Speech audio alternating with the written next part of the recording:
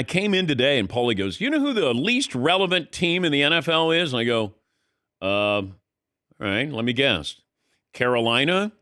He goes, no. I go, the Saints? No. Least relevant team. The Dallas Cowboys are the least relevant team in the NFL. Okay. Explain that. Okay. Despite what analytics and other TV shows do with the Dallas Cowboys and overcover them. It's called clicks, Paul. Yeah, and that's a waste of everyone's time. They are 3-5. They're not a competitive team for this season. They should not be talked about as a possible playoff team. They cannot get by the Eagles or the Commanders. Okay, that's step one. That makes them not relevant. They're not even in play for this season at this point, right? They're getting worse by the week, okay? They're always relevant. Well, whether they're winning or losing, they're always relevant. I disagree. They're not good. They're not threatening. They also have their quarterback and wide receiver under contract for the next 3+ years. So nothing's changing at the key positions. Their ownership group, one person, he's not going anywhere. Yeah. And he usually sticks with his coach. So nothing's changing there. There's no developments on the horizon. There's no improvement on the horizon. And there's no threat for them to be a good team this year. They're not even bad enough to be interesting. Like the New Orleans Saints are more interesting from the standpoint of, at least in the offseason, they can get a new quarterback if they keep losing. Yeah, but they're not interesting now. Just like the Cowboys aren't interesting now. The Cowboys are interesting because you got the Dak situation. But I don't think there's a situation because of his contract. If they like in August, I said, don't sign him. And they shouldn't have. And everyone said, sign him. No, I said I wouldn't sign him. Not for that money. It seemed like a lot of people critiqued them for not getting him signed before the start. Yes, I said if you're going to sign him where you can save you money. You can get Derrick Henry. So now they're going to miss the playoffs and have their quarterback for $150 million for the next 3 years. That's not changing. Neither tradable nor cuttable. Who's a better quarterback? Dak Prescott, Kirk Cousins. Come on. That's an insult to somebody in that list, but I'm not sure who.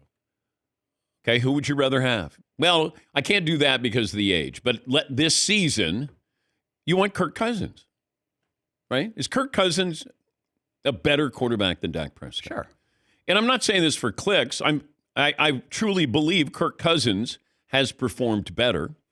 I don't know about Dak was an MVP candidate. I don't know if Kirk Cousins has ever been an MVP candidate. Yes, Pauline. The Dallas Cowboys have been outscored this year by 54 points. I mean, that puts them in a pretty bad category. For example, the Jaguars have been outscored by 57 points. But I think the Cowboys are relevant because they have all this money tied up in these players. They haven't even paid Micah Parsons. I don't even know how they're going to be able to pull this off. You're going to have a couple of shiny objects, and then you're going to have practice squad guys, it feels like. But if they get the defense healthy, if the players come back who have been injured, now you might have an opportunity here. And maybe you're just going to be spoiler, but do I think they're the least relevant team? No. I'm being partially facetious, but what I'm saying, though, is when there's nothing in the horizon of change for a team, they're not changing ownership, coach, or quarterback in the next calendar year, probably. And so, they're going to change the coach. I'd bet against it. Okay. Based off Jerry Jones's history of being overly loyal, which is weirdly a good thing. Yeah, but it's cost him. Yes. It's cost him dearly being loyal. We admire it with the Steelers. Instead of being a good businessman, well, first of all, hire the right guy. Hire the guy who feels like he's empowered. Well, he has to unhire himself and then hire the right guy, which is impossible. That would be a great press conference, that Jerry is going to fire himself at the press conference and then bring in somebody else. If he wants to get the fans back on his side, he hires the best, most expensive general manager in football. But here's the problem. Those fans are so loyal. They're like Shea and Irving. They're locked in. They have no place to go. You're in a restaurant. You're in a town with one restaurant if you're a Cowboys fan. There's no changing where you're going. Well, they've added some things to the menu. They should have taken some things away from the menu. Well, they've committed to their menu for the next 5 years. Let's put it that way. At least 3. Yes. Yeah. And I was But people, see, the thing is Duke basketball is always relevant. But they rarely stink. But if they do, then there's a portion of America who hates that they love that. The Yankees, always going to be relevant. Good or bad, they're relevant. They're Notre Dame football, good or bad, they're relevant. There's just certain teams that's you either root for them or against them. I guess what I'm saying is their coverage, and this is as obvious as it gets, their coverage does not anywhere match their relevancy. I'm right there with you. It's like the Lakers. They get more coverage than anybody else. But, the Lakers, say what you want about the bubble, in the past 5 years, they have a title. I mean, they got to the highest of heights in the past 5 years. The Cowboys, their last Super Bowl appearance is the last one they won. Was correct? that 29 years ago? 30 years ago? 95, 96? Mm-hmm. Yeah. Okay, yeah. that's there's people in this building who weren't alive when they were in the Super Bowl. A number of them. The Lakers have won in the past 20 years 3 titles, maybe, right? I think that sounds right. Okay. So that's what I'm saying is that they're so far from being actually relevant in football things, it doesn't match the coverage. But the reason why the coverage is what it is because of the fan bases here. The coverage is skewed to let's only talk about the biggest fan bases. Therefore, when you're clicking through and you see First Take or Get Up or any of these other shows, and the topic bar has to do with Cowboys, chances are you'll click on that. And instead, if I was talking about the Saints, you would be like, I'm not going to stick with this. And am I being a hypocrite by doing this segment right now? By doing 10 minutes on the Cowboys on a football Monday?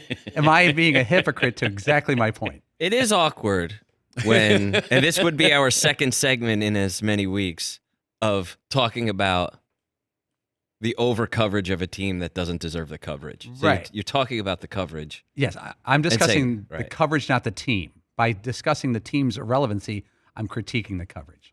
But you have to critique the coverage. Yes. To then, you're talking about, is this team relevant? Cowboys are relevant, but, this is a default topic. All else fails, there's certainly 3 or 4 topics you can talk about every single day. Doesn't matter. I don't understand. Because of the fan bases. The Pittsburgh Steelers seem to have a large fan base. I think that's very fair. They're not getting enough coverage. It's 6-2 with 2 decent quarterbacks. But there's nothing. What's interesting? I think their quarterback situation is fascinating. But it's Russ. If Russ didn't play well, now it's interesting. Mike Tomlin doesn't give you anything. I think everyone expected Russ to play poorly, and him playing above average, like B-level football, is not interesting because it doesn't match the desire for him to fail. Why aren't the Eagles talked about more? Because they just righted the ship. Well, okay, then why aren't we talking about that? Yeah. And you got a coach who was on the hot seat. Quarterback didn't get along with him. Expectations were really high, and then all of a sudden they weren't. And now they're winning, and they feel like they're like the second best team in the NFC right now. Yes, Marv. Going back to the Steelers, I think the thing is they're not polarizing like the Cowboys are. There's nobody that really says, like Gus doesn't say when Pittsburgh loses, America wins. Yeah. But that polarization is forced.